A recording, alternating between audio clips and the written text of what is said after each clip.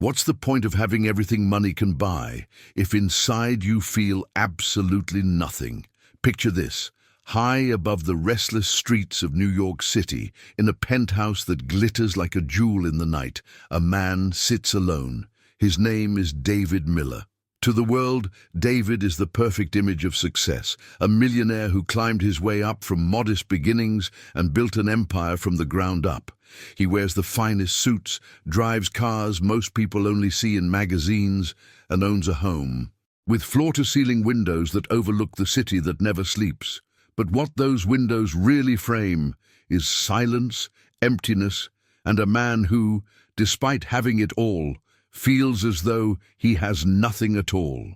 Have you ever looked around and realized that the very things you thought would make you happy ended up feeling hollow?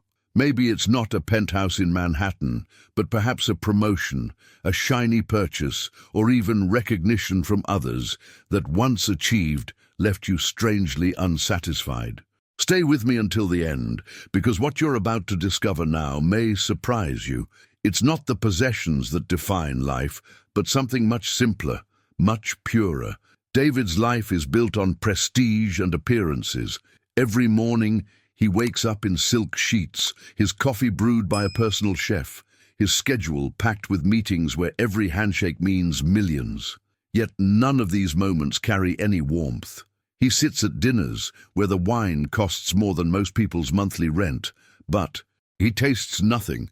The laughter around the table is polite, rehearsed, shallow, and when the plates are cleared and the company leaves, the silence that returns is deafening. What no one sees is that David dreads that silence more than anything.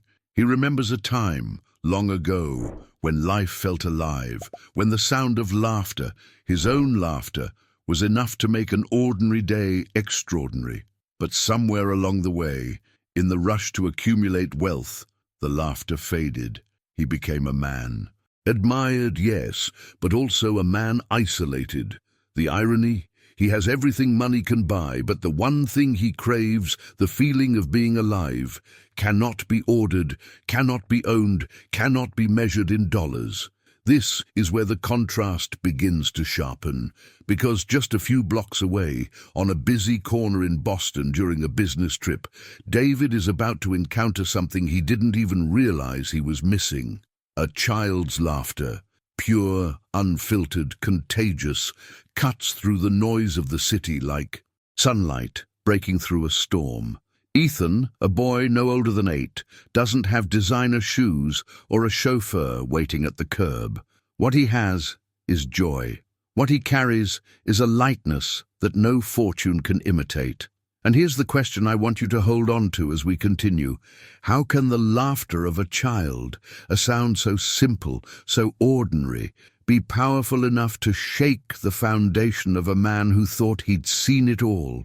Have you ever stumbled upon something so unexpected, so small, that it shifted your entire perspective? David doesn't know it yet, but that single moment, that sound of Ethan's laughter drifting through the crowd, will become the crack in the walls he built around himself.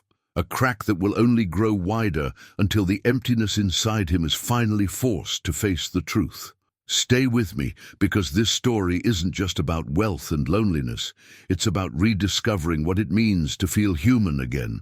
And as we move forward, you'll see how one child's joy will awaken a man who thought his life was already over. And maybe, as you're listening right now, you've felt that same silence David carried inside him. That strange emptiness, even when everything on the outside seems perfect. If this touches something in you, even a little, I'd love to hear it. Share your thoughts in the comments below. Tell me if you've ever experienced a moment like this, where the noise of life suddenly reminded you of what really matters. Your words might connect with someone else, watching someone who needs to know they're not alone. And if you're finding value in this story so far, if it resonates with you, tap that like button. It's such a simple action, but it truly helps spread these messages further, reaching people who may need to hear them at just the right moment. And of course, if you'd like to keep walking through stories like this with me, stories that explore wealth and emptiness, innocence and healing, then subscribe. That's how you'll stay connected every time we bring another story that has the power to stir hearts and shift perspectives. Your presence here is not just a number. It's part of a community that believes stories can heal, inspire, and awaken. And the more you engage, the stronger that community becomes. So thank you for being here. Thank you for feeling this with me. Now let's return to David's journey, because his encounter with Ethan is about to peel back the layers he's been hiding behind for years. David had spent decades mastering the art of control.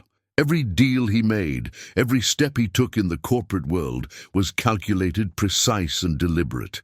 He was the kind of man who didn't just play the game, he set the rules. And yet, when he stood by that limousine on a grey Boston afternoon, watching a boy no older than 8 laugh as if the world itself were a playground, all of that control began to tremble. The sound wasn't anything spectacular. It wasn't orchestrated or rehearsed. It was raw, spontaneous, and real. The kind of laugh that bubbles up from a place untouched by worry or greed. David had forgotten such a sound even existed. The boy's name was Ethan, though David didn't know it yet. Ethan's jeans were scuffed at the knees, his sneakers worn thin, but his smile could have outshone the neon lights above the storefronts. He strummed a guitar that looked almost too big for his small frame, every note slightly off, but filled with unshakable joy. Passers-by slowed down, some even dropped coins into the open case at his feet, but Ethan hardly seemed to notice. He wasn't playing for money. He was playing because his heart was light enough to sing. David stood frozen, his chauffeur waiting with the car door open, but he couldn't move. He told himself it was curiosity, just a passing distraction before his next appointment. But deep down, it was something heavier, something he wasn't ready to name. Because in Ethan's laughter, David heard an echo of something he once carried inside. Himself, a truth buried so far beneath layers of wealth, power, and performance that he'd almost convinced himself it never existed. "I used to laugh like that," David whispered under his breath, almost in disbelief. The chauffeur tilted his head, unsure if the words were meant for him, but David didn't clarify. The truth was, he hadn't spoken a thought that honest in years. The limousine pulled away eventually, but the sound followed him. It clung to his mind through the board meeting that evening, lingering between the rows of stern faces and endless charts. The laughter was there when he raised his voice at a colleague, there when he stared at his untouched meal, and still there when he lay in bed staring at the ceiling of his luxury hotel suite. That night, David's dreams betrayed him. He dreamed of his childhood in Ohio, a time before the empire, before the headlines, before the loneliness. He saw himself running barefoot through a backyard, chasing fireflies with his little sister. He heard his father's laughter mixing with his own. When he woke up, his chest ached with a pain he couldn't explain.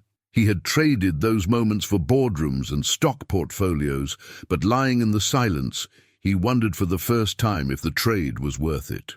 The next day, instead of going straight to his meetings, David found himself walking the Boston streets. He told his assistant it was just for fresh air, but the truth was more complicated. His feet carried him back toward that corner, as if his body knew something his mind refused to admit. And there Ethan was again, guitar in hand, grinning as he missed a note and laughed at his own mistake. David watched from across the street. He wanted to step closer, to say something, but the words felt heavy, foreign. What could a millionaire possibly say to a boy on a sidewalk without sounding patronizing or awkward? But then Ethan looked up, their eyes locked for a second, and the boy's smile widened as if to say, "I see you." "Why are you always so happy?" David finally asked, his voice more fragile than he intended. Ethan shrugged. "Because I'm alive, mister. Isn't that enough?" The simplicity of the answer hit him like a punch to the chest. Alive. When was the last time David had felt alive? He had climbed every mountain society placed before him, yet each victory left him emptier than the last. Somewhere along the way, being alive had been replaced by simply existing. existing in luxury, existing in expectation, existing in the shadow of his own empire. This moment marked the beginning of a transformation he couldn't have predicted. It wasn't just about money versus poverty, power versus innocence. It was about truth, the hidden truth that happiness doesn't come from the weight of a paycheck, but from the lightness of a laugh. David started returning to that corner more often. Sometimes he offered Ethan a hot chocolate or just stood quietly, listening. He didn't know why he kept coming back. Maybe it was guilt, maybe nostalgia, or maybe something deeper. All he knew was that every time he heard that laugh, a small piece of the ice around his heart began to crack. But change is never simple. The more David leaned into this new part of himself, the more resistance he felt from the world he had built. His board questioned his sudden absences, his business partners whispered about distractions, even his own reflection in the mirror seemed to challenge him. You're a millionaire, not a dreamer. Don't forget who you are. Yet the truth was undeniable. He couldn't ignore the shift taking place. He had lived a life of decisions calculated for profit and prestige, but for the first time, he was making choices guided by something else, something closer to the heart. The impact was subtle at first, a softened tone in meetings, a genuine smile at a stranger, a night spent reading instead of drowning in expensive wine. Still, the emptiness wasn't gone. It lingered, waiting, reminding him that transformation is a journey, not a single step. He began to wonder if this boy, this chance encounter, was not just a passing moment, but the start of something larger. Because if a laugh could pierce the armor of his life, what else might follow? David didn't have the answers yet, but as he stood once more on that Boston street, watching Ethan strum his guitar under the golden glow of evening lights, he knew one thing for certain. His story wasn't over, and neither was the boy's place. In it, David Miller was the kind of man whose name carried weight. At 52 years old, he had built an empire from scratch, carving his way through cutthroat deals and boardroom battles that would have crushed most men. His story was often repeated in magazines and business schools. The boy from Ohio who dreamed bigger than his small town could contain, who moved to New York with nothing but ambition, and who turned that ambition into a fortune that stretched across industries. He had the kind of resume that made younger executives lean forward in admiration and competitors grit their teeth in envy. But behind the accolades and the polished image, David carried something far less glamorous, a hollowness that success couldn't mask. In the office, people respected him, yes, but they also feared him. His voice was sharp, his decisions final, his presence so commanding that even silence seemed to shift when he entered a room. Employees rarely joked in his presence, and meetings with him were more like interrogations than collaborations. He had learned long ago that to survive in the business world, softness was weakness. So he buried softness. He buried laughter, tenderness, vulnerability, anything that might give someone the chance to doubt his authority. It worked in the corporate sphere. It brought him power, but it also left him isolated, cut off from the very connections that make life feel full. At home, the contrast was striking. David's Manhattan penthouse gleamed. With modern art and Italian furniture, every corner a statement of wealth. Floor-to-ceiling windows displayed the city skyline like a trophy, yet the space echoed with emptiness. No children's voices, no partner's laughter, no one waiting at the door. When he spoke at home, his words often disappeared into the walls. His dinners were eaten alone, his wine poured for one. Even when surrounded by the noise of the city below, he existed in silence, a silence he tried to drown with the hum of television or the glow of his phone, but never truly escaped. There were moments, rare and fleeting, when the facade cracked. Sometimes he caught his own reflection late at night, his face tired, his eyes heavy, and wondered how long he had been performing a version of himself that no longer felt real. Other times, he'd receive invitations to weddings or birthdays and decline them, telling himself he was too busy. The truth was harder to admit. He didn't know how to show up in those spaces anymore. He didn't know how to belong. Why is it that I can lead thousands of employees, but I can't even hold a real conversation without feeling exhausted? He once muttered to himself while loosening his tie after a 12-hour day. It was a question that gnawed at him, a hidden truth he avoided by burying himself in work. David's reputation in business was built on decisiveness. He didn't hesitate, he didn't waver, but the decisions that made him wealthy were the same ones that slowly pulled him further from his own humanity. Each calculated choice, each sacrifice of time, each relationship brushed aside in pursuit of another milestone, it all added up. And though he told himself this was the price of greatness, deep down, he knew the cost was heavier than he let on. The strange part was that no one around him suspected it. To the world, David was untouchable, a man who had won. Colleagues admired his mindset, his relentless drive, his ability to turn obstacles into opportunities. Investors hung on his every word. Young entrepreneurs tried to model their journey after his. But none of them saw what he felt behind the scenes, the exhaustion of maintaining an image, the fatigue of always performing strength, and the quiet ache of loneliness that never seemed to leave. David had once been different. In his 20s, he was vibrant, curious, even playful. Friends remembered the guy who told jokes at cheap diners, the one who dreamed big but still enjoyed small moments. Somewhere between the grind and the victories, that version of him disappeared. What replaced it was efficient, disciplined, unyielding, a machine built for winning, but not for living. He didn't think much about it until nights when the city lights glittered like stars, and he realized he had no one to share them with. Those were the nights he poured another glass of bourbon and told himself he was fine. Yet in the quiet, a voice whispered otherwise. Is this really what you wanted? His life was full of impact on paper. Charities with his name attached, buildings funded by his investments, businesses sustained by his leadership. But the personal impact, the kind that came from authentic connection, was missing. And David felt the absence like a shadow, always behind him, always waiting for him to acknowledge it. In public, he projected certainty. In private, he wrestled with doubts. He had mastered the art of appearing fulfilled while secretly feeling empty.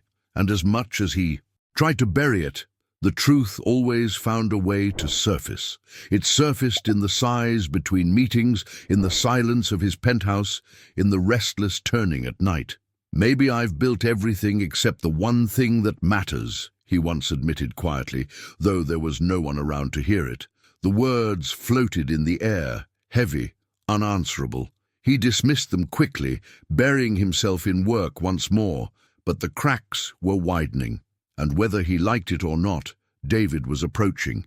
A moment when all the walls he had built, walls of money, status, ego, would no longer protect him. A moment when the weight of his choices would collide with something he could neither buy nor control. That moment was closer than he imagined. It was waiting for him, not in the boardroom, not in a contract or a new deal, but in a place far more ordinary. On a street corner where laughter danced freely, where innocence carried more power than millions, David's carefully constructed world would soon meet its first true test. Every morning in New York began the same way for David Miller, as if he were following a script written long ago and replayed without variation. The alarm didn't wake him. He was usually already awake, staring at the ceiling, lost in thought. At precisely 6:30, the blinds in his penthouse opened automatically, letting in the skyline glow that spilled across polished marble floors and modern art worth more than most people's homes. The city stretched endlessly. Before him, a reminder of everything he had conquered, yet all he felt was a quiet emptiness that lingered in the corners of the room like an unwelcome guest. The day would proceed with machine-like precision. A personal chef prepared his breakfast: egg white omelette, fresh fruit, imported coffee. The table was long, set for 12, yet only one chair was ever occupied. David sat at the head, scrolling through stock updates on his tablet, barely tasting the food. Once, years ago, meals had been loud affairs, filled with conversation and laughter. Now they were silent rituals, performed more for routine than enjoyment. His closet resembled a showroom, rows of tailored suits lined up in immaculate order, Italian leather shoes gleaming beneath them. Choosing one was less about preference and more about armor, every jacket another layer of protection against the vulnerability he refused to show. He buttoned himself into confidence, adjusted his tie until it was flawless, and looked in the mirror at a man who appeared powerful but felt increasingly hollow. By 7:30, a black car waited outside to take him to the airport. His schedule demanded travel: Boston on Monday, Chicago on Wednesday, Los Angeles by Friday. First-class flights, private lounges, champagne poured before takeoff. To most, it was a dream. To David, it was a blur. He barely noticed the soft leather seats or the flight attendants addressing him by name. He passed the hours behind tinted glasses, reviewing reports or simply staring at clouds, wondering when they had stopped inspiring him. On the ground, meetings consumed his days, conference rooms with glass walls, assistants moving briskly, partners speaking in measured tones.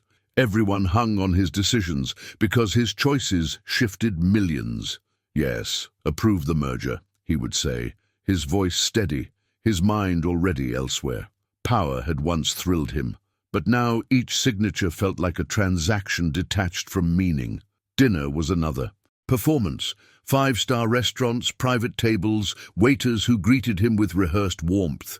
He was always surrounded by people, business associates, investors, politicians, yet never truly with them. Their conversations were about numbers, influence, strategies. Jokes were told, polite laughter followed, but David never joined in. He smiled when expected, nodded at the right moments, and left with the same emptiness he carried in. Occasionally, he would return home late, loosen his tie, and wander through his apartment. The silence pressed against him, heavy and unrelenting. The art on the walls, the piano in the corner, the collection of rare wines, all symbols of success, only reminded him of what was missing. He had built a life designed to impress but not to nourish. There was no one waiting for him, no one to share the stories behind the trophies, no one to sit across the table and ask how his day had truly been.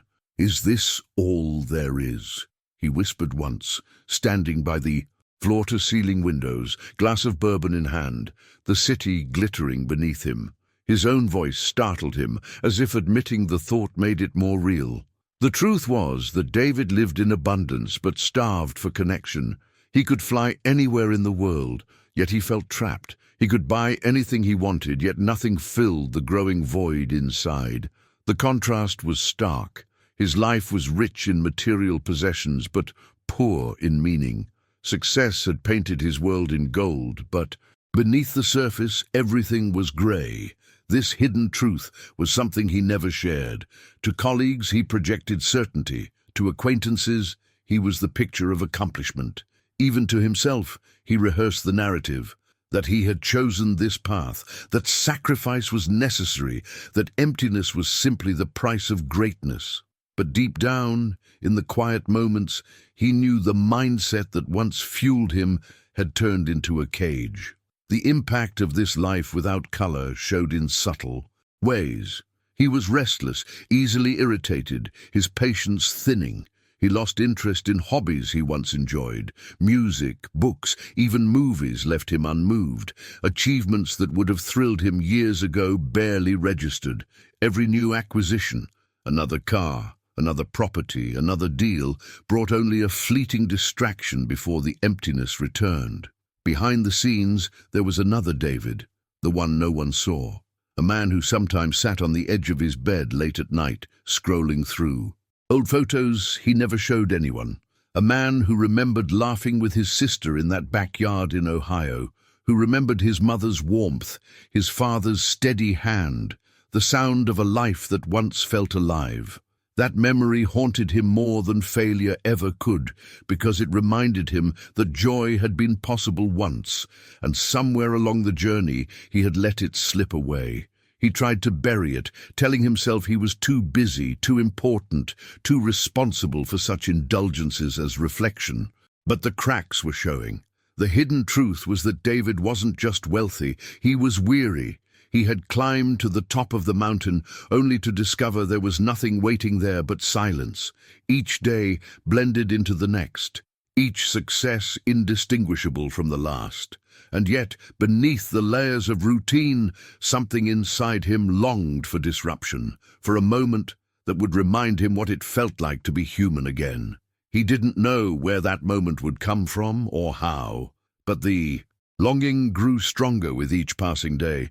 It was this longing, unspoken but undeniable, that made him pause when he first heard Ethan's laughter on that Boston street corner. It was why the sound cut through him like nothing else could, because deep down, David knew his life had become a world without color, and he was desperate, whether he admitted it or not, for something or someone to bring the color back. David's life had become a routine of sterile rituals, each day carefully structured, to maintain the image of a man in control. Yet all that structure collapsed the moment he stepped out of his car in downtown Boston and heard something that didn't belong to his world. Amid the chaos of traffic, the honking of impatient drivers, and the hurried steps of office workers rushing across the crosswalks, there was a sound that cut through everything else: pure, unpolished laughter. At first, David thought it was just another part of the city's noise, the background hum he had long since learned to ignore. But this was different. It carried a tone of lightness, as if the very air around it vibrated with warmth. He turned his head, almost against his will, and saw a small crowd gathered near the corner of Tremont Street, where a boy no older than 8 sat cross-legged on the sidewalk, a guitar nearly half his size propped against him. His name, though David didn't know it yet, was Ethan. The boy's hair was messy, the kind of wild brown curls that refused to be tamed, and his sneakers were worn down to threads. His jacket had patches sewn clumsily by hand, but it was warm enough to shield him from the cool Boston breeze. Ethan strummed the guitar without much skill. Notes rang out sharp and uneven, sometimes falling flat. But the imperfections didn't matter. What mattered was the way he laughed when he missed a chord, laughing at himself with such ease that even strangers couldn't help but smile. His joy was unshakable, alive in a way that felt impossible to ignore. David stopped walking. His chauffeur glanced back, confused, holding the car door open, but David didn't move. He stood there, fixed to the pavement, eyes locked on the boy. Around Ethan, other children gathered, clapping, singing along, teasing him when his fingers slipped on the strings. But instead of being embarrassed, he laughed louder, his eyes glowing with the kind of freedom adults forget to carry. Something about the scene unsettled David. It wasn't just the noise or the crowd, it was the contrast. Here was a child with nothing but a battered guitar and a few coins in an open case, radiating a happiness that David, with all his penthouses and power, hadn't felt in years. It was a visual clash so sharp that it left him breathless. Wealth versus innocence, emptiness versus life. "Why does that sound feel different?" he whispered, almost to himself. The chauffeur didn't answer, unsure if the words were meant to be heard. Ethan played on, humming between chords, laughing when one of his friends threw a crumpled piece of paper into the guitar case as if it were a dollar bill. The onlookers chuckled, amused, but for David, the sound carried something deeper. It reminded him of another time, decades earlier, when he had laughed that freely. A hidden truth surfaced, one he had spent years suppressing. That joy had once been effortless for him too. The boy looked up briefly, his eyes scanning the crowd, and for a fleeting second, he locked eyes with David. It wasn't a long stare, not even intentional, but it felt as if the boy could see straight through him. David shifted uncomfortably, loosening his tie, caught off guard by the intensity of the moment. He looked away quickly, pretending to check his phone, but the damage was already done. That single glance had stirred something he didn't want to acknowledge. The chauffeur cleared his throat, a subtle reminder that they had places to be. But David's feet felt heavy. He thought of excuses, traffic, delays, important decisions waiting at the office. Yet none of them seemed to matter compared to the sound of that laughter still echoing in his chest. He finally stepped into the car, but as the door closed and the city blurred past the tinted windows, he realized he could still hear it. The next few hours unfolded as usual. Meetings, handshakes, polished smiles. But David was distracted. Every chart and projection was accompanied by the memory of the boy's laughter. When colleagues spoke, their words seemed distant, drowned out by the echo of those unsteady guitar notes and the warmth they carried. He tried to dismiss it, telling himself it was nothing, just a random street performance. But it wasn't. It was a disruption, a revelation. Later that night, back in his hotel suite, he poured himself a drink and stood at the window overlooking the Boston skyline. The city glowed with 1,000 lights, yet none of them reached the hollow space inside him. He thought of the boy again, sitting on cold concrete, finding joy in every mistake, every note, every laugh. "I don't even remember the last time I laughed like that," David muttered, his voice low, almost foreign in the silence. He took a sip of bourbon, but it didn't warm him the way it used to. Instead, he felt a gnawing emptiness, the kind that no luxury could drown. That night, sleep didn't come easily. When it did, it brought memories he hadn't visited in decades. Childhood afternoons running barefoot through grass, his sister's laughter, his father's steady voice. He woke with tears on his face, unsettled by the hidden truth his dreams had exposed, that somewhere along the journey to success, he had lost the ability to live in color. The following morning, his driver was waiting as usual, schedule in hand, but David hesitated. Instead of rushing to the meeting, he found himself wandering back toward that corner, driven by something he couldn't explain. And there Ethan was again, strumming, laughing, surrounded by the same small crowd. It was as if the boy hadn't moved, as if time had frozen just to remind David of what he was missing. He stood across the street this time, watching, debating whether to step closer. His mind screamed at him to keep walking, to maintain the distance, to protect the life he had built. But his heart, long silent, whispered something else. The impact of that laughter was undeniable. It wasn't just a sound, it was an invitation to remember, to rediscover, to feel alive again. David took a step forward, uncertain, his polished shoes clicking against the pavement. He still didn't know what he would say or why he was even there, but deep down he understood that this wasn't just about curiosity. This was about transformation, and the first step toward it was already in motion. Traffic was snarled on Boylston, and the city felt like it was leaning on David's shoulders. The driver had missed the turn, the assistant kept pinging him about a contract revision, and the board chair wanted a pre-read he hadn't promised to deliver. He stepped out of the car to breathe, but the air was sharp with exhaust, and the kind of early afternoon impatience that makes tempers short. His watch buzzed again. He ignored it and pinched the bridge of his nose. A bus groaned past. A courier skidded to a stop. A tourist asked for directions he didn't have the time or the energy to give.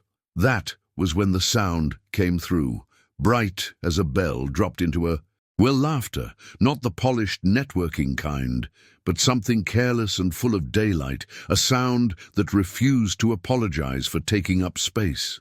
At first, it irritated him. Disruption, clutter, another piece of the city he couldn't manage into submission. His gaze snapped toward the corner he'd been avoiding since yesterday, the one where a small crowd formed its own little gravity. There he was again, Ethan, with the guitar that looked too big and the grin that looked too free, flanked by two neighborhood kids who clapped wildly off-beat. "Not now," David muttered, as if the city would listen. He had existing problems to handle. The merger needed a decisive push. Legal had flagged a clause. His calendar was stacked wall to wall. He told himself he'd keep walking, but he didn't.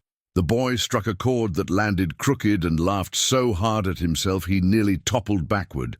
A few people laughed with him, not at him, with him, and something in David bristled. Who gave anyone the right to be that unguarded in public? Who was this kid to ignore the invisible rules of the adult world, precision, polish, the choreography of being seen? He felt the familiar armor of irritation rise like a shield. Someone should tell him to keep it down, he said under his breath. The driver pretended not to hear. Ethan missed another chord and shrugged, then tried again, humming between notes like the melody already lived inside him. David took a step closer without meaning to, drawn forward. By a sound he had already labeled a nuisance, but which now threaded itself under his skin. He recognized its texture before he recognized its meaning, the easy cadence of joy. It struck him as impractical and reckless, and also, alarmingly, necessary. "Get in, sir," the driver offered, hand on the door. David didn't move. "1 minute," he said, though he couldn't have explained what he was waiting for. The boy's friends started a call and response, clapping, teasing, laughing, as if the whole sidewalk were a stage for something sacred and silly.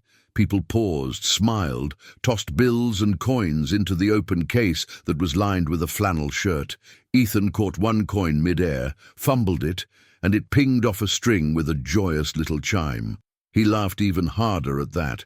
"You hear that?" he told his friends. "The guitar says it wants pizza." The line was ridiculous. It was perfect. It loosened the tight knot in David's chest by a fraction, and that alone annoyed him further. If joy could puncture irritation, perhaps irritation wasn't the useful armor he'd always believed. That was a dangerous thought for a man whose life ran on armor. A horn blasted from down the block. David flinched.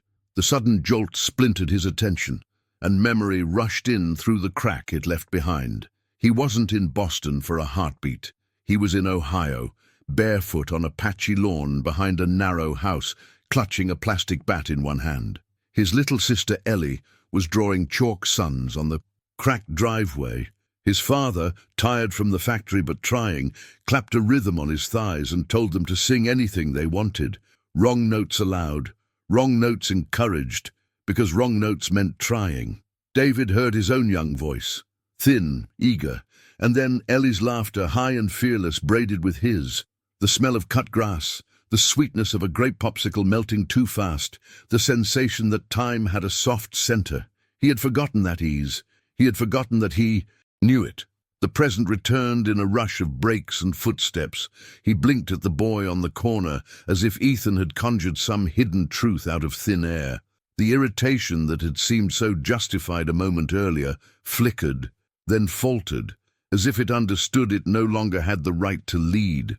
"This is not productive," he told himself, chastising his own attention. "Move on." But his feet didn't listen, and if he was being honest, neither did his mindset.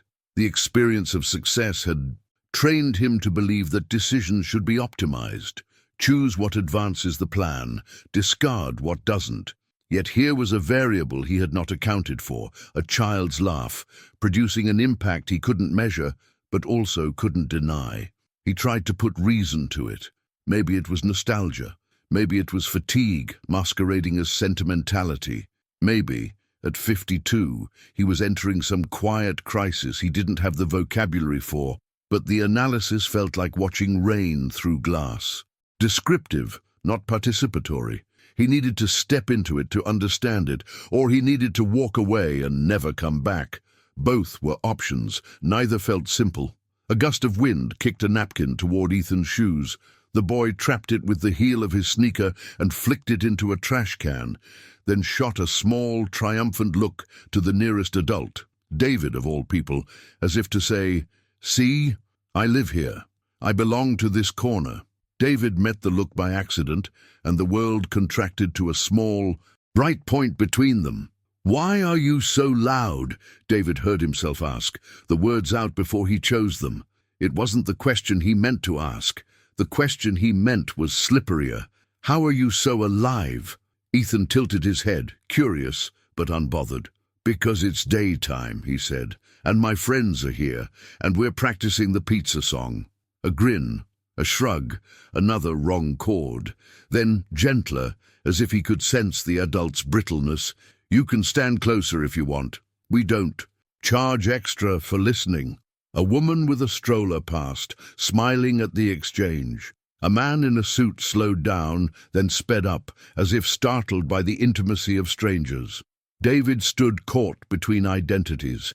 The executive whose calendar insisted on forward motion, and the boy from Ohio who knew every lyric to Joy, even if he'd forgotten the tune.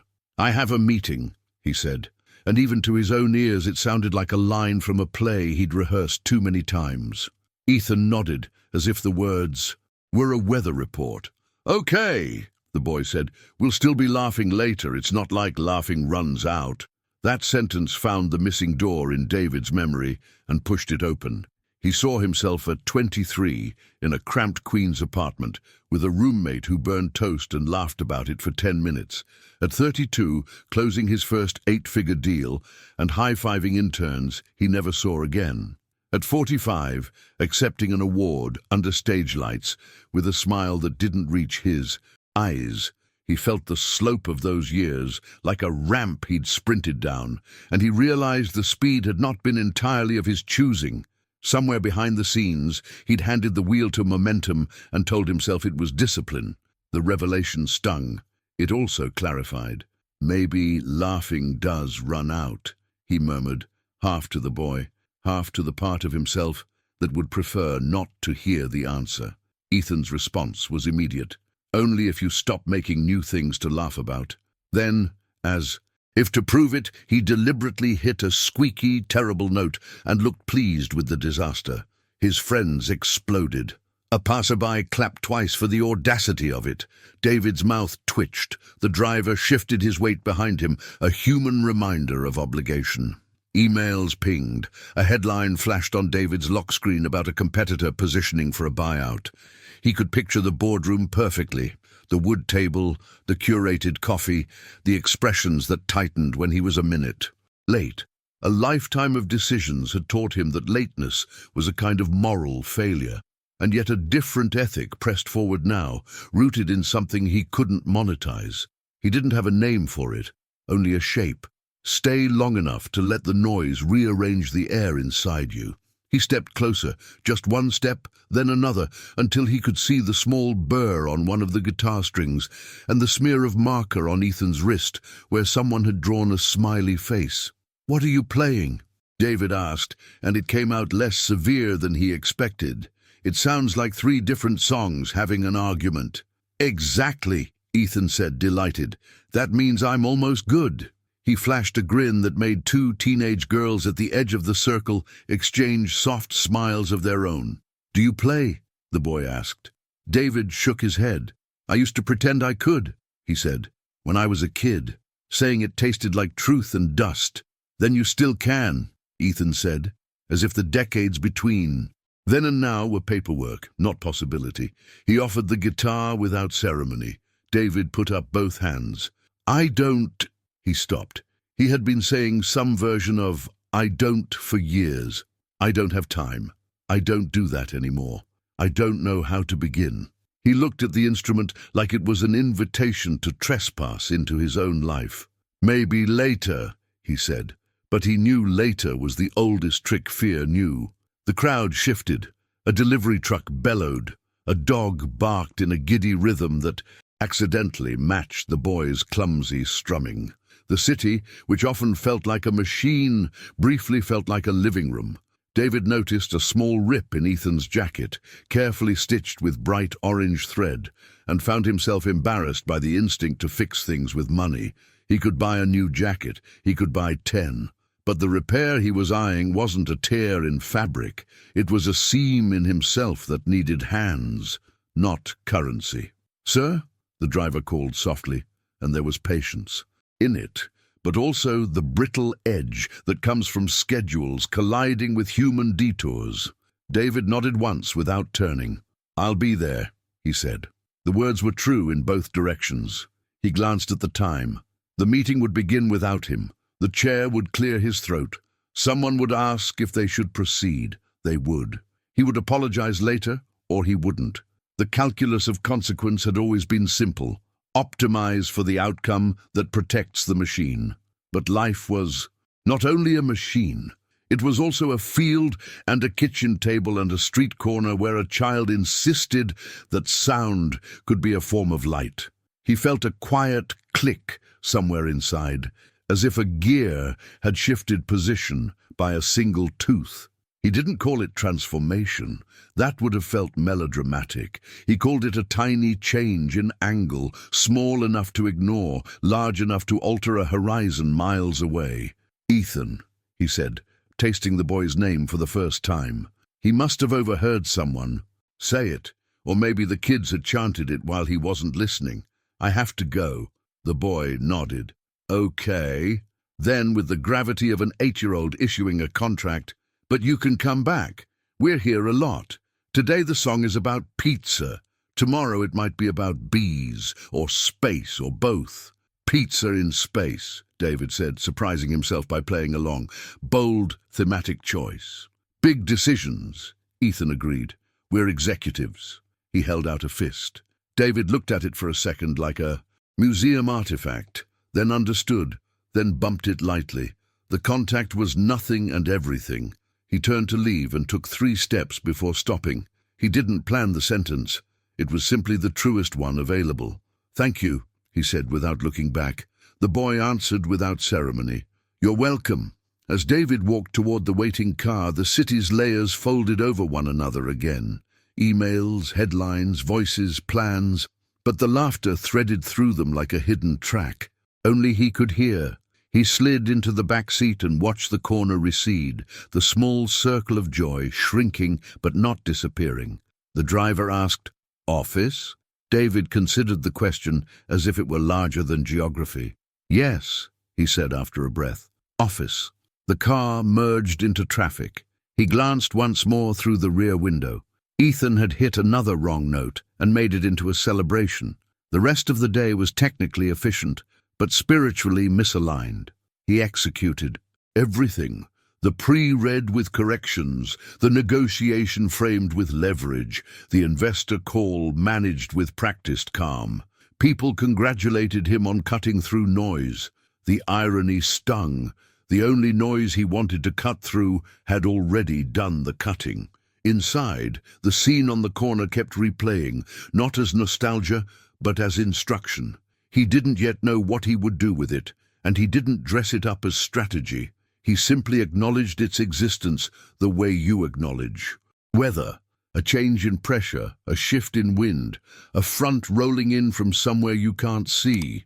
That evening, he walked into another restaurant with the kinds of chandeliers that believe in their own importance, and sat across from partners who spoke fluent metrics.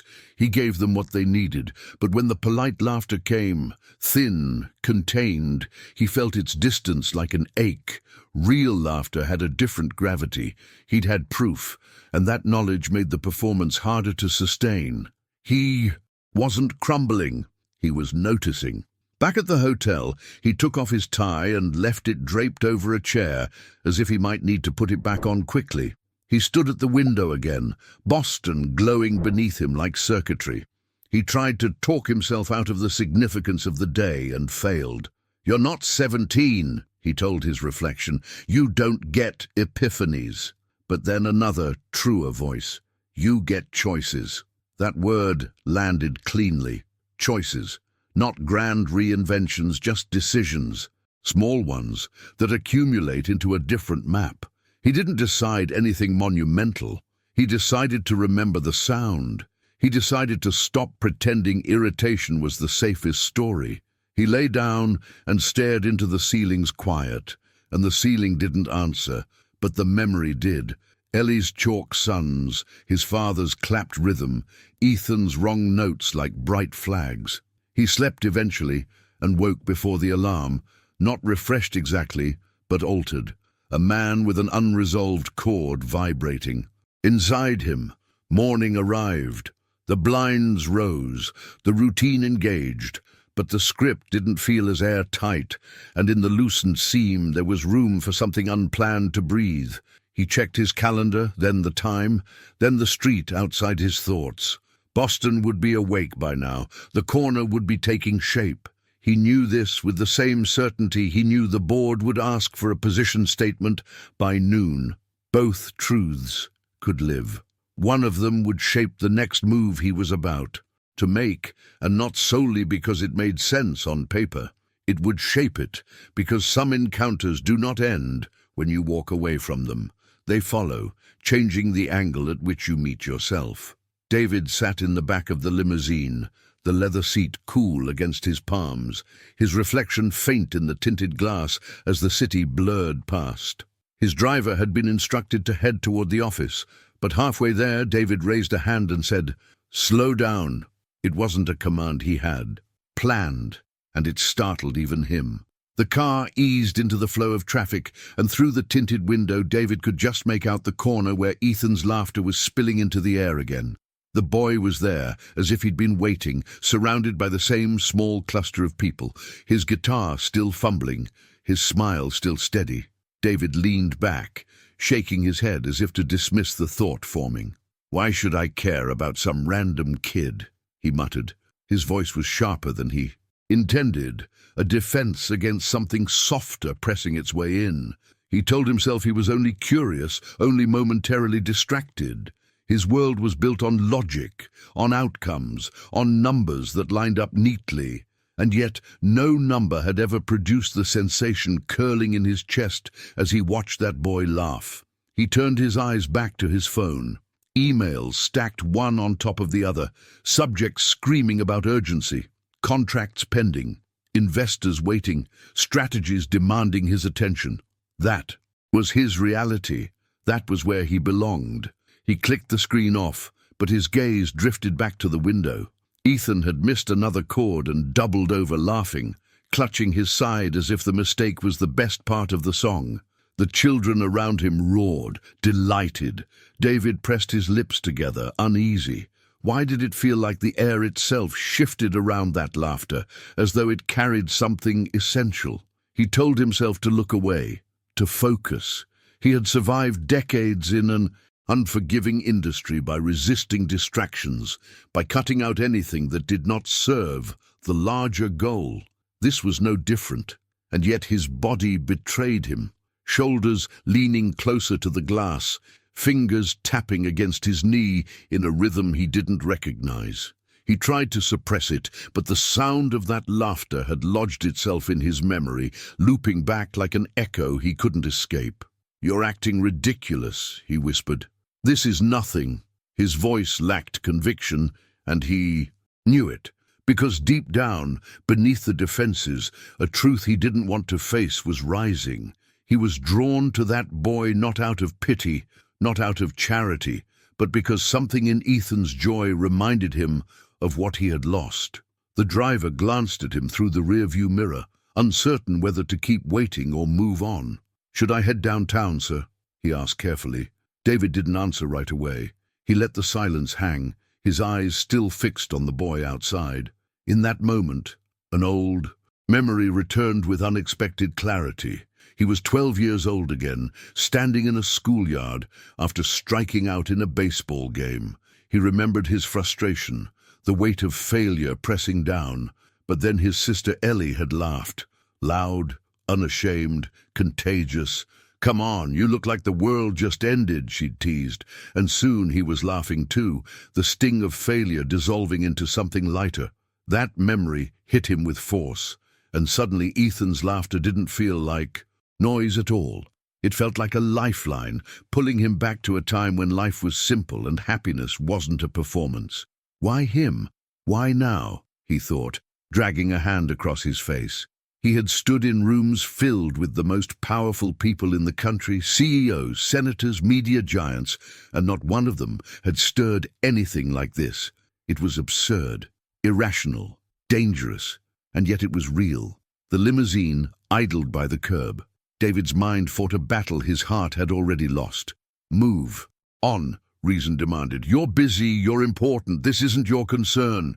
But another voice whispered just as strongly, "Stay, listen, something here matters." He clenched his fists, torn between two worlds, the one he had built with precision and the one this boy was tearing open with a laugh. Finally, he leaned back, forcing himself to speak the words he didn't believe. "Drive." His voice was flat, mechanical. The car pulled forward, but as the corner disappeared behind him, the sound of Ethan's laughter didn't fade. It lingered, alive in his mind, as though it refused to obey the laws of distance. Back at the office, the boardroom was alive with chatter. Numbers sprawled across glossy screens, and the air thick with the smell of ambition. David sat at the head of the table, every eye on him, but his focus faltered. He should have been dissecting strategies, but his mind betrayed him with flashes of a boy in worn sneakers laughing at his own mistakes. The contrast was unbearable. Millions on the line in here, and yet the real impact of the day had already happened out there, on a street corner with no price tag. "David, your input," one of the directors pressed. He blinked, cleared his throat, and offered a sharp response. They nodded, satisfied, but inside he felt none of the satisfaction that used to come with such control. Instead, he felt the weight of two realities pressing against each other, and the cracks widening between them. That night, he lay in his hotel room again, bourbon in hand, city lights spilling across the floor. He tried to convince himself it was just a fleeting distraction, that tomorrow he would forget the boy and return to his carefully designed life. But as he closed his eyes, the sound of laughter returned, clear as if it were happening right outside his window. He pressed the glass to his lips and muttered, "Why does it feel like I need that sound more than I need anything else?" The glass was heavy in his hand, but the question was heavier still. He didn't have an answer. What he had instead was the uneasy certainty that something had shifted, that a hidden truth had surfaced. Maybe it wasn't wealth or power that kept a man alive. Maybe it was something as simple and as fragile as the echo of a child's laugh. And as dawn approached, the city stirring awake beneath him, David realized that no matter how hard he tried to resist, he was already caught in the pull. Something was unraveling, and the journey had only just begun. The boardroom had always been David's stage, the one place where he felt in control, where his words carried the weight of law. But that night, something was different. Numbers that once danced under his command blurred together. Voices around the table felt like static, and every decision he tried to push forward collapsed under resistance. For the first time in years, his certainty cracked. He raised his voice, sharper than usual, cutting into colleagues with words meant to reassert authority. Instead, he felt their eyes on him not with respect, but with doubt. When the meeting ended, no one clapped him on the shoulder. No one lingered to trade words of admiration. They slipped away quietly, whispering to one another, leaving him alone at the long oak table with the city lights reflecting off polished glass. He stayed there longer than he should have, staring at the empty seats, a glass of bourbon warming in his hand. It felt like defeat, though the papers in front of him said profit. Hours later, he stumbled out of the hotel bar, another drink heavy in his bloodstream. The city greeted him with its usual noise, car horns, footsteps, the faint buzz of neon. But instead of energizing him, it all felt like too much. He loosened his tie, shoved his hands into his pockets, and wandered without direction. The polished, precise David Miller that the world knew was gone. In his place was a man unraveling, each step heavier than the last. He passed storefronts where young couples laughed over late-night coffee, past groups of students trading stories with backpacks slung over one shoulder. He avoided their eyes. A strange thought pressed against him. I don't belong in their world anymore. Finally, his legs gave up. He collapsed onto a bench in a small square, the wood damp with evening dew, his head falling into his hands. "What am I doing?" he whispered, the words slipping out raw, unfiltered. He tried to swallow the tightness in his throat, but it rose. Anyway, a pressure that felt impossible to contain. For years, he had told himself he was untouchable, immune to weakness. But here he was, 52 years old, more powerful than ever, yet powerless against the silence inside. Tears came, slow at first, then faster. Tears he hadn't allowed himself in decades. He pressed his palms against his eyes as though to hide them from the night, ashamed, yet unable to stop. "You've built everything," he told himself bitterly, "and it means nothing." And then, through the haze of his breakdown, came the sound, familiar, disarming. A burst of laughter carried across the square, cutting through the noise of the city and straight into him. He lifted his head, startled, and saw a group of children not far away. Among them was Ethan, guitar still in hand, strumming nonsense chords while his friends doubled over in amusement. The scene was ordinary, almost absurd in its simplicity, yet to David it felt monumental. He wiped at his face quickly, though. No one was watching him.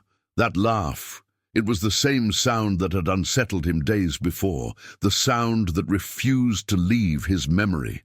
Now, in the middle of his despair, it reached him again, sharper and brighter than before, like a rope thrown to a drowning man. Ethan had missed a note and was howling with laughter at himself, his friends egging him on. David's chest tightened. He wanted to dismiss it, to call it meaningless, but he couldn't.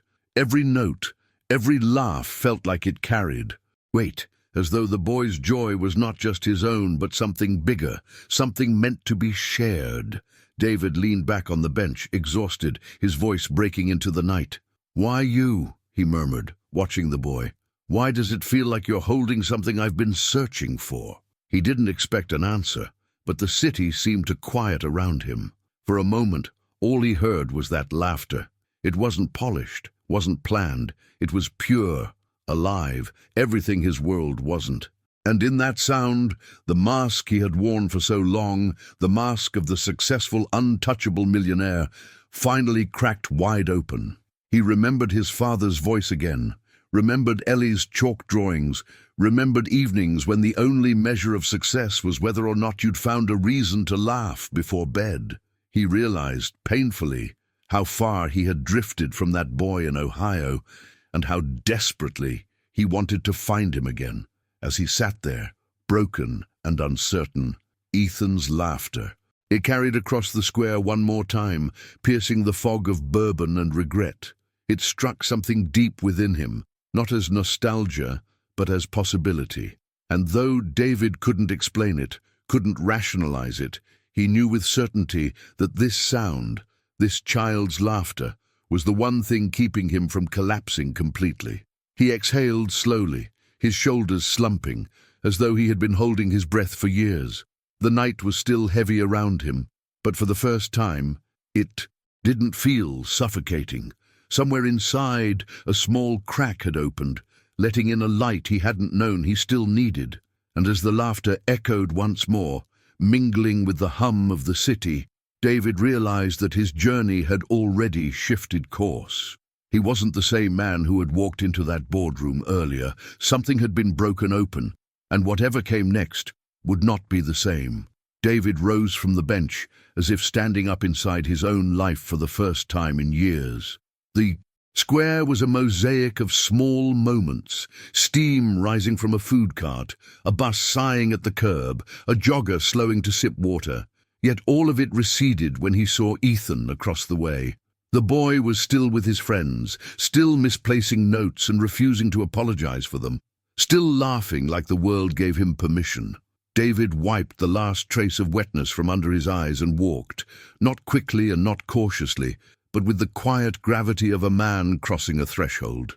He wasn't sure what he would say until the words were already shaping themselves in his mouth, honest and bare. "I don't remember the last time I laughed like that," he said, his voice roughened by the night, by the years. The confession felt like a door unlatched. Ethan looked up, surprised for only a heartbeat, then unsurprised in the way children are when something true arrives on time. "You don't need money to laugh, mister," he answered, the words gentle, matter of fact, not a performance but a statement of physics. You just need a reason. A couple of his friends nodded, as if this were obvious knowledge, like how rain falls or how pizza tastes better when it's shared. David held the boy's gaze and felt the sentence settle inside him with the weight of a key. "What if I forgot the reasons?" David asked before he could stop himself. He didn't mean to sound so exposed, but the night had stripped his defenses thin, and the boy's presence made honesty feel less like risk and more like oxygen. Ethan shrugged and plucked a string that squeaked. "Then you make new ones," he said. "We do it all the time. Watch." He deliberately hit a wrong chord, laughed at the sound, and the little circle around him laughed too. It shouldn't have worked. It did. "See?" Ethan said, eyes bright. "Now we have a reason."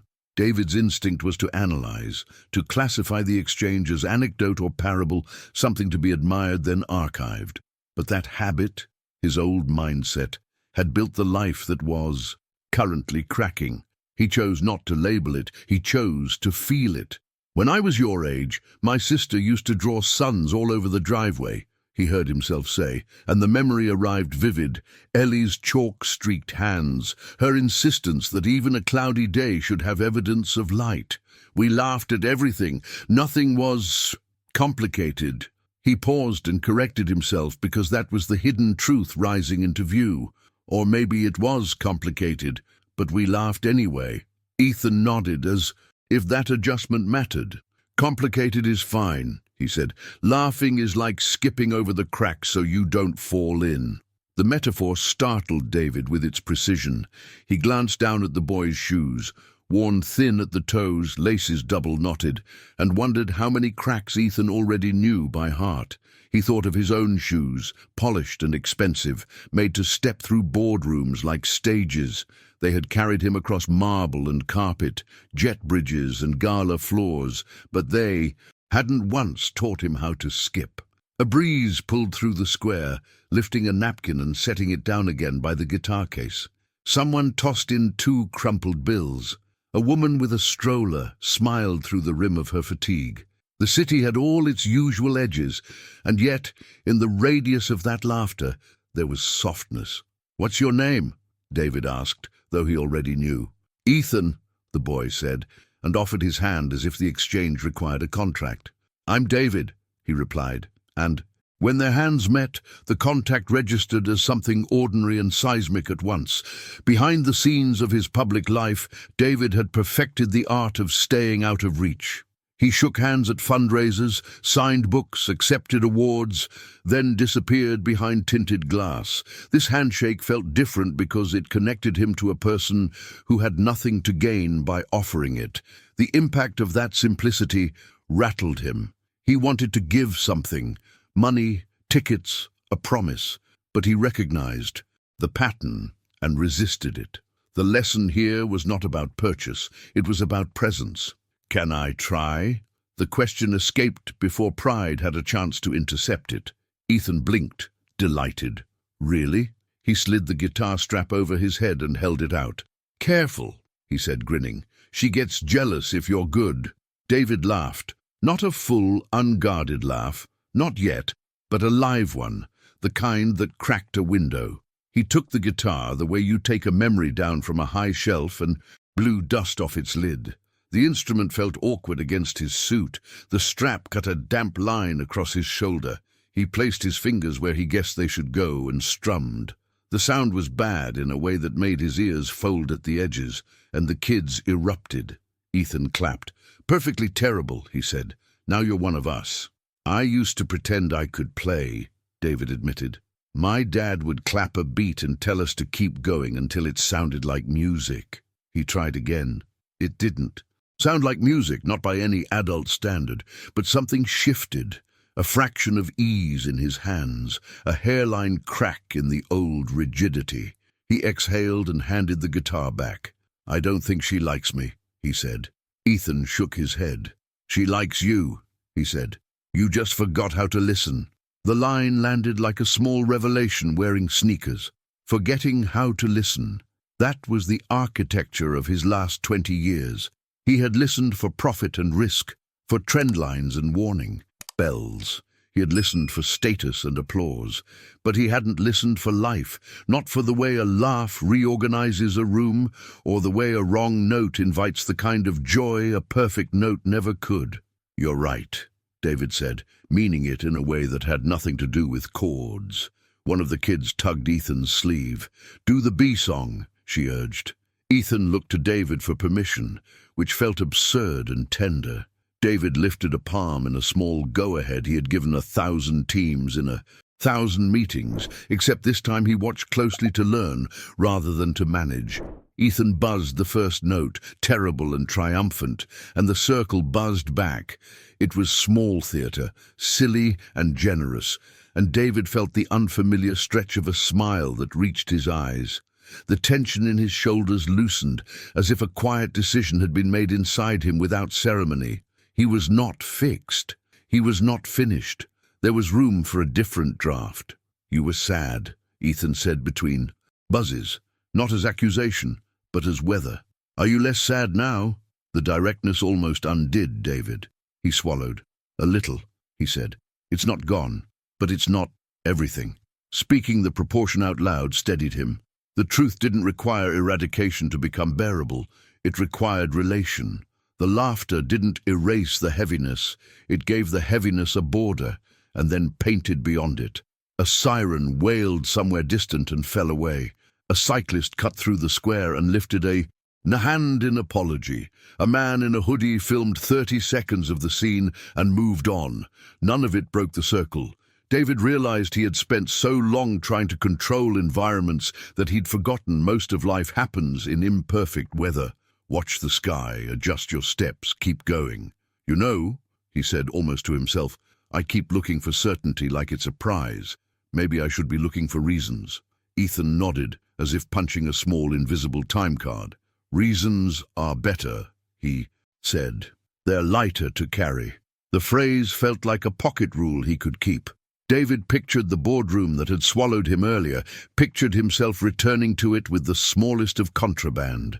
A working definition of reason that wasn't built out of ROI.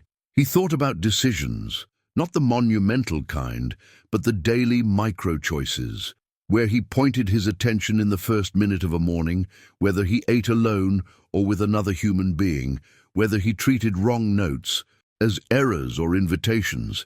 He could feel a different map unfolding, not as a grand plan, but as a series of coordinates you could only see when you stood still long enough to let your eyes adjust. "You're thinking too hard," Ethan observed cheerfully, and David laughed again, caught. "I usually am," he admitted. "I'm practicing less." Ethan offered the back of his hand for a second, smaller fist bump. David met it. The gesture was nothing and, once again, everything. A woman from the nearby deli emerged with 2 paper cups and a bag that smelled like cinnamon. She handed the cups to Ethan and his friend and set the bag in the guitar case without comment. David watched the quiet economy of kindness and felt that old instinct to pay, to overpay, to name, to brand, rise and pass. "Thank you," Ethan told the woman, and she said, "Play the one about bees, kiddo," and went back inside. The exchange stitched itself into him as a lesson about impact. Not the kind he briefed investors on, but the kind that accumulates in small local currency. Names remembered, reasons offered, laughter given freely. "Can I ask you something?" David said. Ethan nodded. "Do you ever get scared? Like that the laughter might stop?" Ethan considered, serious for the first time. "Sometimes, when it rains too long." He scratched his cheek.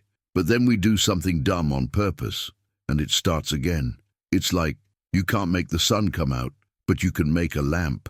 The metaphor tugged at something old and familiar. "Ellie's chalk suns. You and my sister would have gotten along," David said softly. "She drew lamps on cloudy days?" Ethan asked. "Suns," David answered. "Same idea?" Ethan said, satisfied. A quiet passed between them, not awkward, not empty. David recognized it as a kind of peace you get to, only by crossing through noise. He realized he had crossed more than a square. He had crossed an interior distance that had made him a stranger to himself. That distance wasn't gone, but it had landmarks now. a bench, a sentence, a laugh, a kid with a guitar. The group began to disperse. Parents called from the edges. Homework and bedtimes were negotiating against joy. Ethan tightened a tuning peg that resisted his authority and grinned when it squealed. "You going to the office tomorrow?" he asked, as if confirming rhythm. "Yes," David said. The truth sat steady. "But I think I'm going somewhere first." He didn't specify. He didn't need to. Ethan nodded like a foreman approving a route. "We'll probably be here," he said, "unless we're at the park or the pizza place or space." David lifted an eyebrow. "Space? Only if we get good at the song," Ethan replied, deadpan, then failed to hide his smile. A drizzle began, misting the edges of the scene. The kids pulled up hoods. The square softened into reflections, neon smeared into watercolor on the pavement. David stood, the bench imprint on the backs of his legs fading. "Thank you," he said again, because repetition was appropriate here. "For the lesson." Ethan shrugged. "It's not school," he said. "It's practice. Practice." The word nested itself inside David with a sense of rightness. Practice meant you didn't have to arrive perfect. Practice meant wrong notes were part of the music. Practice meant today's effort counted, even if no one clapped. He could build a life around that kind of arithmetic, not all at once, not loudly, but surely. He checked his phone out of habit and then, deliberately, put it away. Before the screen could speak, he took a breath that belonged to him. The drizzle cooled his face. The city kept doing what cities do, moving, merging, negotiating 1,000 private stories inside its public map. Behind the performance metrics and quarterly narratives, there was this, a man learning to laugh again by learning to listen. He felt the shape of the next decisions he would make, not as bullet points, but as a sequence of small, human acts. The bridge he needed was not an agenda item. It was a daily route that might begin on a corner, where a child taught him how to find reasons in the ordinary. He turned to go, not away from the moment but with it, like carrying a quiet instrument you hadn't mastered but refused to put down. The drizzle thickened to rain, and he didn't rush. A cab hissed through a puddle, a traffic light blinked from red to green, and somewhere a door chime rang as if announcing another arrival.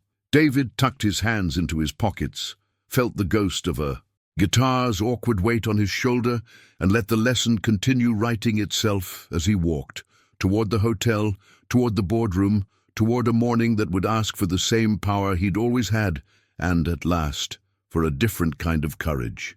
David returned to New York, with the rain of Boston still clinging to his memory.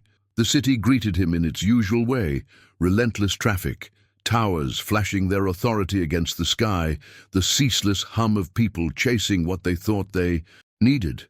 But this time, something inside him didn't fall into rhythm with it. The pace that once matched his heartbeat now felt too fast, too loud, like machinery grinding without oil. His assistant met him at the airport with updates, contracts, a stack of papers that would have once given him a thrill. He nodded, but his mind wasn't there.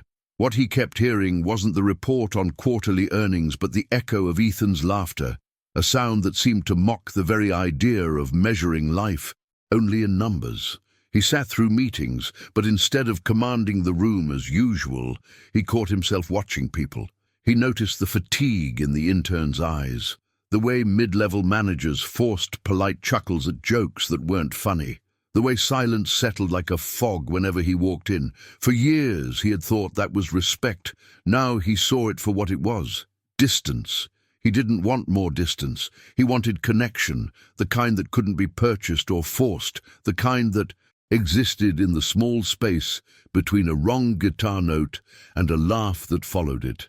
It began with a quiet decision, not a corporate announcement, not a grand performance, just a subtle shift. Instead of pushing his philanthropy team to find strategic causes, he asked them about the neighborhoods where they grew up. He listened to their stories of after-school programs, food drives, community centers that had kept them safe or given them hope. "What if we stopped funding for headlines," he said one afternoon, "and started funding for impact?" The words surprised even him, not because they weren't true, but because he realized he finally meant them. The transformation wasn't immediate. His reputation had been built on control and power, and people around him didn't trust the change right away. But David didn't argue. He showed up. He began visiting the programs himself, not with cameras, not with speeches, just with his presence. He sat in a community center gym where kids played basketball on a worn-out court, their sneakers squeaking against the floor. He funded the repairs, but more than that, he returned to see them play again, clapping when a shot went in, laughing when a ball bounced the wrong way. It was in those moments that he felt the first real warmth he had known in decades, a kind of behind-the-scenes revelation. Joy multiplies when it is shared.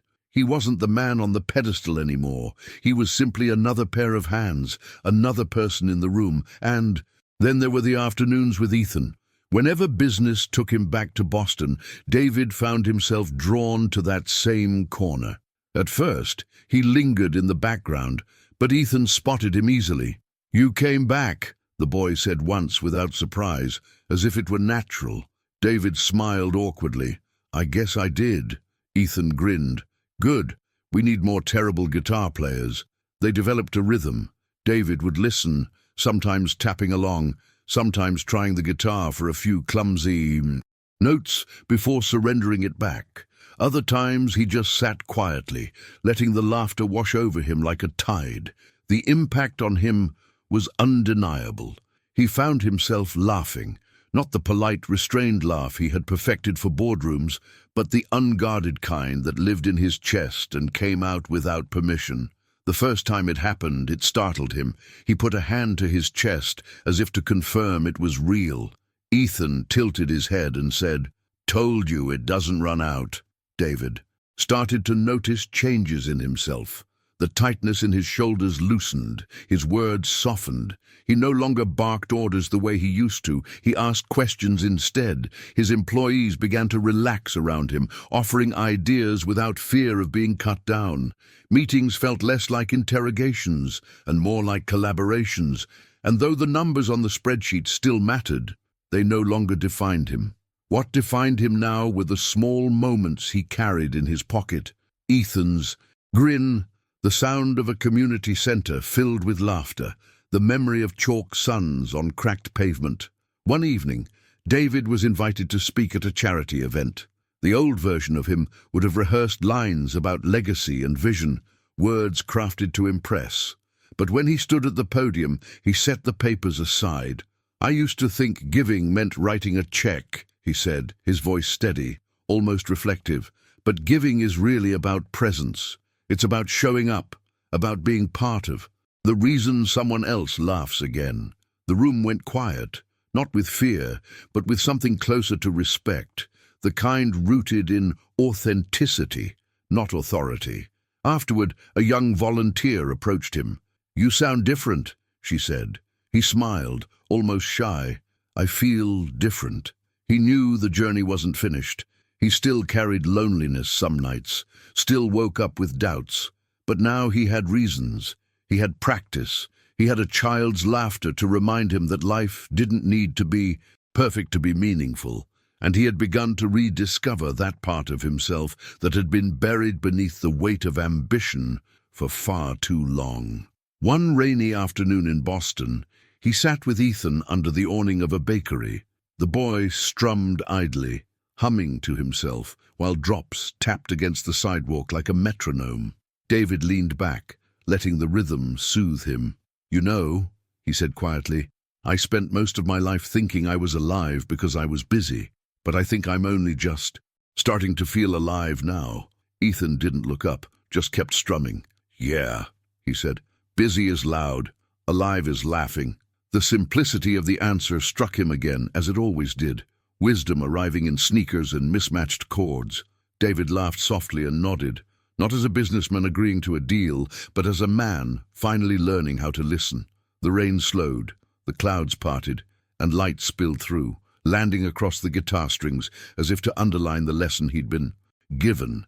And though he didn't know it yet, this was only the beginning of a much larger awakening, one that would test him, reshape him, and demand that he choose every day between the world he had built and the life he was beginning to rediscover.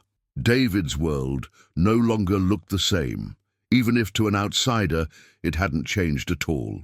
He still wore his tailored suits, still stepped into polished cars, still walked into boardrooms where his signature could alter the course of companies. But behind the scenes, the weight he once carried had shifted. He was no longer obsessed with the constant race, with the illusion that more meant meaning. Instead, he had begun to notice the quiet rhythm of life that pulsed beneath the noise. The laughter of a child had cracked something open in him, and from that fracture came light. He had lived long enough to know that transformation rarely announces itself with fireworks. It sneaks in through small doors, a misplaced guitar chord, an unexpected smile, a sentence uttered with the kind of innocence that adults forget how to hold. He carried Ethan's words with him like a compass. "You don't need money to laugh, mister. You just need a reason." That truth had more impact than every award he had collected, more clarity than all the strategies that had once defined his days. One evening, months after that rainy afternoon by the bakery, David sat in his penthouse again. The city lights still stretched endlessly across Manhattan. The view still glittered like a crown, but for the first time he wasn't looking at it with longing or emptiness. He was thinking about the community center court in Boston, the sound of sneakers squeaking as kids chased the ball, their laughter echoing off the walls. He was thinking about Ethan's small hands gripping a guitar, too big for him, strumming with all the confidence in the world. He was thinking about how, in the presence of those small, ordinary moments, he felt more alive than he ever did. Surrounded by glass and steel, he let out a breath and whispered to himself, "I had it all. Money, status, power. And it wasn't enough." The admission wasn't bitter. It was freeing. He understood now that the hidden truth of his journey wasn't that he had failed to acquire. It was that he had failed to feel. And feeling, that messy, unpredictable human act, was the real treasure he had overlooked. David's assistant once asked him why he was spending so much time traveling to Boston, why he seemed less interested in expanding his empire and more interested in repairing gym floors, funding music lessons, and sponsoring after-school programs. He could have explained it in business terms: community goodwill, reputation, legacy. But he didn't. He simply said, "Because it matters." For a man who had built his identity on answers, those 3 words were enough. He thought of the countless years he had chased shadows, bigger profits, taller buildings, louder applause. They had all slipped through, his fingers leaving him emptier than before. But a child's laugh, a single unpolished note on a guitar, that had stayed. It had carved itself into him like stone, immovable, undeniable. That was the treasure he hadn't known to seek, the one he couldn't have bought even if he tried. Late at night, as the hum of the city softened, David remembered something Ethan once said, simple and almost throwaway: "Busy is loud, alive is laughing." He turned the phrase over in his mind again and again, realizing it wasn't just advice for him. It was a map for anyone willing to stop long enough to listen, and so the story of a millionaire and a boy became more than coincidence. It became proof that the real riches of life don't shine from the outside in, but from the inside out. They live in the way we connect, the way we pause, the way we let ourselves be cracked open by moments we can't control.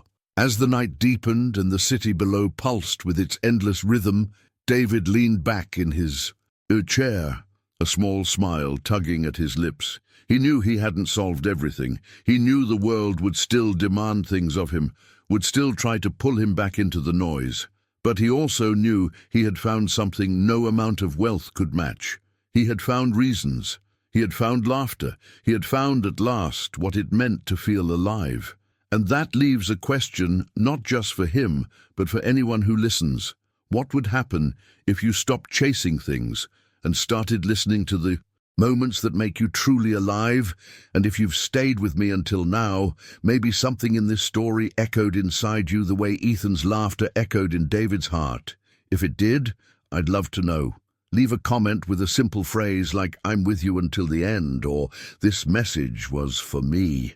It's always powerful to see who walked through the whole journey together. And if this story touched you in some way, a like on the video is a small gesture that helps keep these reflections alive and reaching others who might need them. If you want to keep following along with stories like this, stories that remind us of the hidden truths behind money, power, and what really makes us feel alive, consider subscribing. That way, we keep building this space step by step, laugh by laugh. And before you go, there's another video waiting right here that flows naturally from this one. Click, and let's keep walking together. You'll see how the next story connects in ways you might not expect.